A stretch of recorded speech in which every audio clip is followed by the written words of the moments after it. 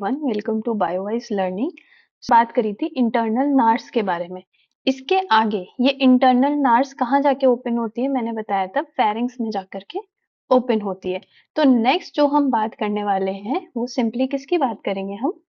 Next part is pharynx. Pharynx है, ये pharynx 3 part में डिवाइड होता है। सबसे पहला पार्ट होता है nasopharynx, next part is oropharynx and last part is laryngopharynx. That means that internal nares opens into the nasopharynx, nasopharynx open into the oropharynx, then oropharynx open into the laryngopharynx. So these three parts having different types of tissue organization. तो अगर हम नेसोफैरिंक्स की पहले हम बात करें, जो अगर देखें तो इसमें प्रेजेंट होते हैं pseudostratified, ciliated, columnar, epithelial tissue. क्योंकि जो पार्ट हमारा नोज कर रही है वही पार्ट कहीं ना कहीं हमारा नेसोफेरिंक्स भी कर रहा है, इस वजह से वहां पे भी कौन से प्रेजेंट होते हैं? स्यूडोस्ट्रेटिफाइड होते हैं, सीलिएटेड होते हैं, प्लस कॉलमनर होते हैं। एपिथेलियल टिश्यूज तो होंगे ही होंगे। दूसरी बात अगर हम करें ओरोफेरिंक्स की, ये वो पार्ट होता है जो कि क्या बनाता है? कॉमन पैसेज बनाता है। किसका? Common passage for food and air. इसके अंदर कौन से टिश्यूज प्रेजेंट होते हैं? इसके अंदर प्रेजेंट होते हैं non keratinised,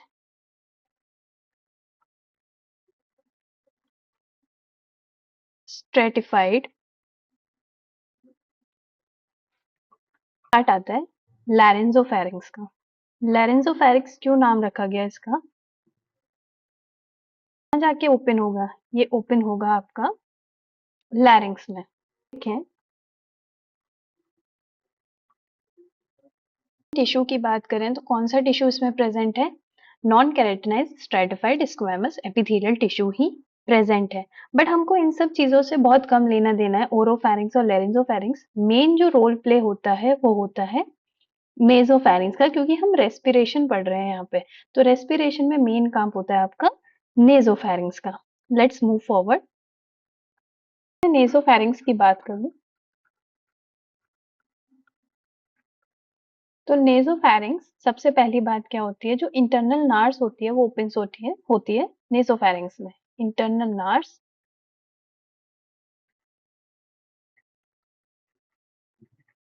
opens into nasopharynx.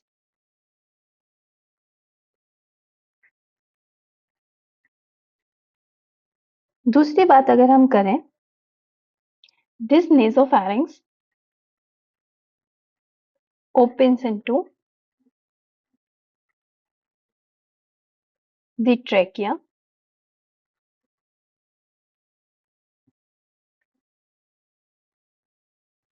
through glottis region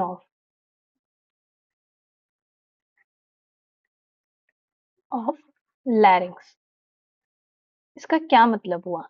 देखो, सिंपली सी बात मैं बता रही हूं यहाँ पे। नेजोफेरिंक्स है, नेजोफेरिंक्स ओपन होगी ओरोफेरिंक्स में, ओरोफेरिंक्स ओपन होगी लैरेंजोफेरिंक्स में,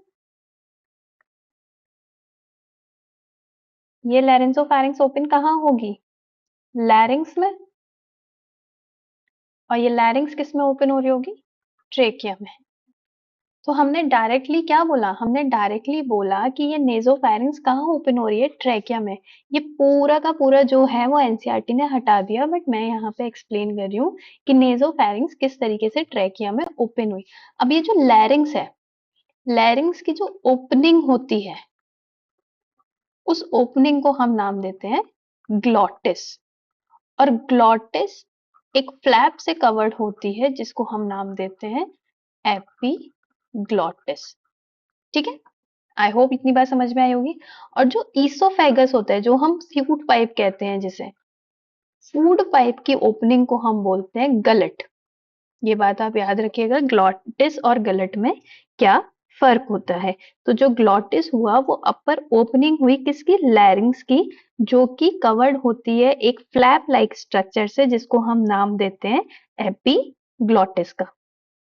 तीसरी बात जो होती है, ये जो नेजोफैरिंग्स है, ये मैंने बता दिया कौन सी तरीके के टिश्यूज से लाइंड होती है, that is pseudostratified ciliated columnar epithelium. Let's go further. तीसरी बात जो हम करते हैं वो करते हैं लैरिंग्स की।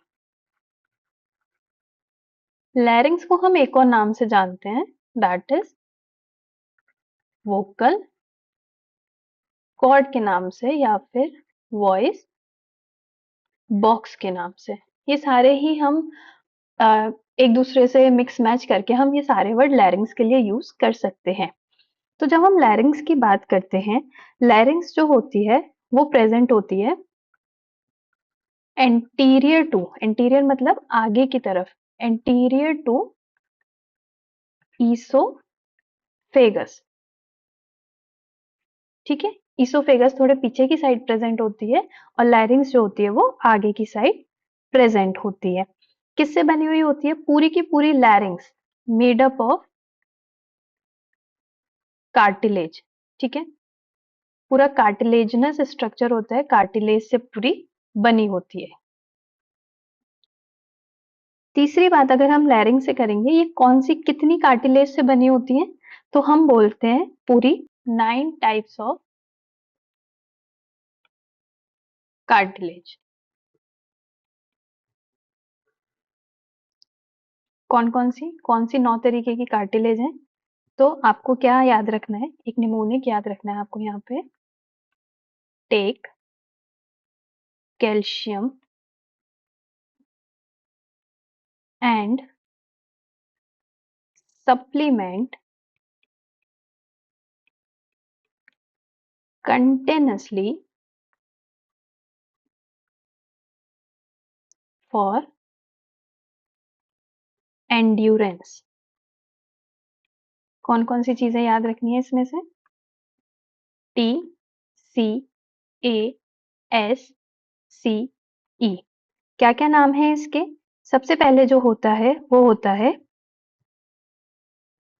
First one is thyroid, C for cricoid, then A for arytenoid, उसके बाद होता है then again S for cartilage of Santorini,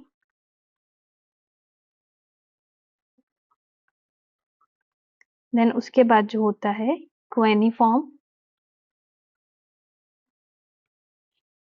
then epiglottis. कितनी हो गई है, 1 2 3 4 5 6। इसमें से कौन सी पेयर्ड होंगी, थायराइड जो होती है वो एक प्रेजेंट होती है, क्रिकॉइड जो होती है वो भी एक प्रेजेंट होती है, आर्टिलॉइन भी कितनी होती है, 1, Santorini 1 pair, cuneiform 1 pair and epiglottis just 1। तो कर सकते हैं कितनी हुई, 1 2 3 4 5, 1 2 3 4 5 6 7 8 9। तो 9 टाइप्स के या 9 टोटल कार्टिलेजनस कार्टिलेज की पूरी लैरिंग्स बनी होती है, जिसमें से कि अगर मैं प्रोमिनेंट बात करूं तो प्रोमिनेंट कौन सी होती है, प्रोमिनेंट होती है थायराइड। तो अगर आपसे कोई पूछे लैरिंग्स में प्रोमिनेंट कार्टिलेज कौन सी है, तो हम बोलते हैं थायराइड।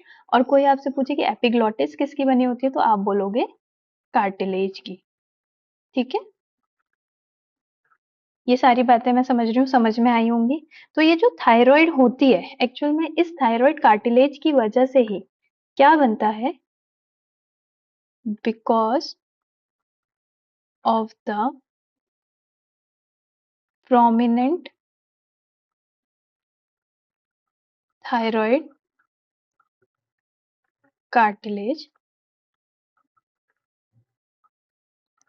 क्या फॉर्म होता है? हम कहते हैं एडम्स एप्पल का फॉर्मेशन होता है।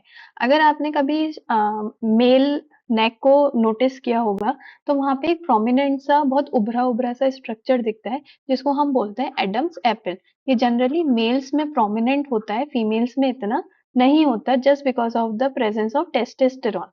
सिंपल सा रीजन क्या है इसका? टेस्टोस्टेरोन। क्योंकि मेल्स में टेस्टोस्टेरोन ज्यादा होता है इसलिए मेल्स में एडम्स एप्पल का फॉर्मेशन भी ज्यादा अच्छे से होता है। Let's move further. जब हम आगे बात करते हैं तो जो ये वोकल कॉर्ड्स होती हैं, हमने क्या नाम दिया? लैरिंग्स को वोकल कॉर्ड का नाम दिया ना। ये दो तरीके की वोकल कॉर्ड प्रेजेंट होती हैं। एक होती है ट्रू वोकल कॉर्ड और एक होती है फॉल्स वोकल कॉर्ड। अगर हम ट्रू वोकल कॉर्ड्स का काम देखें तो एक्चुअल में जो साउंड प्रोड्यूस होती है वो किसकी वजह से हो रही होती है? ट्रू वोकल कॉर्ड की वजह से। इसको हम बोलते हैं ऑल्सो नोन एज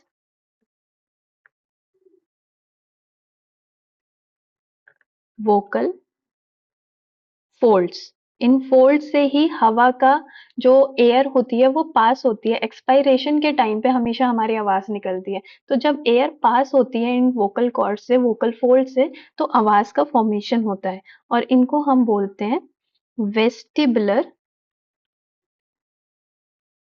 फोल्ड्स। ये हेल्प करते हैं आवाज का जब फॉर्मेशन हो रहा होता है। ये आवाज की फॉर्मेशन में पार्ट रोल प्ले नहीं करते हैं, बट एक सपोर्ट सिस्टम प्रोटेक्ट करते हैं या मॉइस्चर प्रोवाइड करवा रहे होते हैं। ठीक है। Does not play any role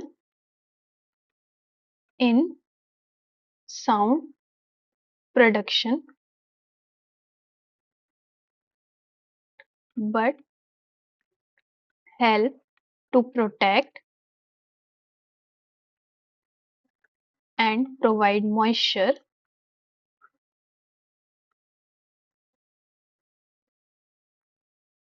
to true vocal cord। और यही अगर हम ट्रू वोकल कॉर्ड की बात करें, इसकी वजह से ही इसमें एयर पास होती है जिसकी वजह से साउंड प्रोडक्शन होता है। Vibration of vocal during expiration lead to the production of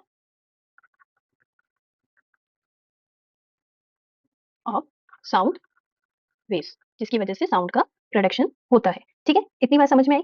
ठीक है, इतनी बात समझ में आई। आगे चलते हैं। आगे हम बात करेंगे ट्रैकिया की।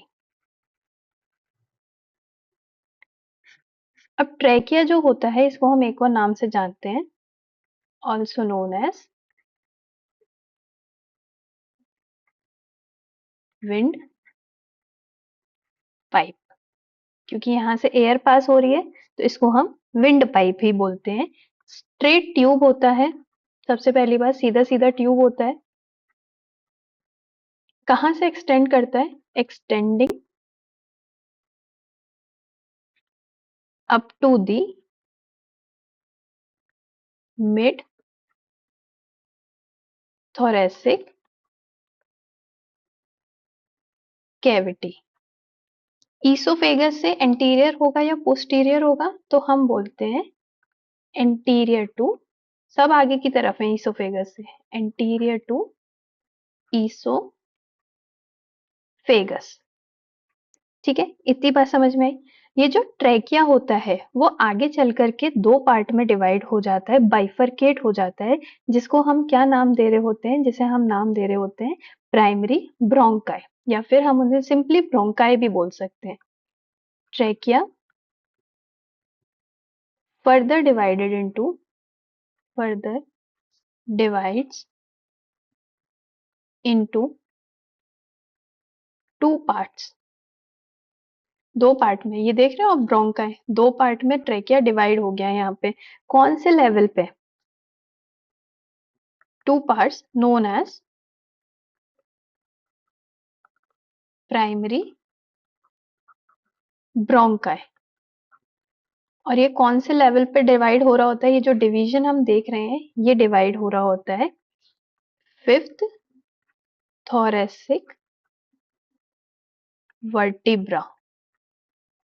ठीक है, अगर हम वर्टिब्रल कॉलम देखें ना, उसमें जो फिफ्थ थोरेसिक वर्टिब्रा होती है उस लोकेशन पे जाकर के जो जो ट्रेकिया होती है वो डिवाइड हो जाती है दो पार्ट में, known as primary bronchi, left primary bronchi and right primary bronchi. अब ये जो ट्रेकिया होती है ये ट्रेकिया इनकम्प्लीट कार्टिलेजिनस रिंग से कवर्ड होती है। कवर्ड सी शेप की रिंग्स होती है, सी शेप्ड, मतलब आगे से तो ये कवर करेगी। अगर हम अपना वेंट्रल और डॉर्सल देखें तो ये कौन सा है? ये आपका वेंट्रल पार्ट है और जो पीठ वाला जो बैक साइड वाला पार्ट है वो डॉर्सल पार्ट है। तो वेंट्रली कवर्ड करती हैं ट्रेकिया को और डॉर्सली ओपन होती हैं। Ventrally covered with cartilaginous rings और डॉर्सली क्या होती हैं? ये ओपन होती हैं। ठीक है, इतनी बात आप अपने दिमाग में रखिएगा। अब ये कार्टिलेजिनस रिंग का रोल क्या होता है? ये कार्टिलेजिनस रिंग क्या करती है? Protect trachea from collapsing, collapse ना कर जाए। पता चला एयर का प्रेशर इतना ज्यादा हो गया कि हो सकता है कि ट्रेकिया की दोनों लेयर आपस में चिपक सकती हैं।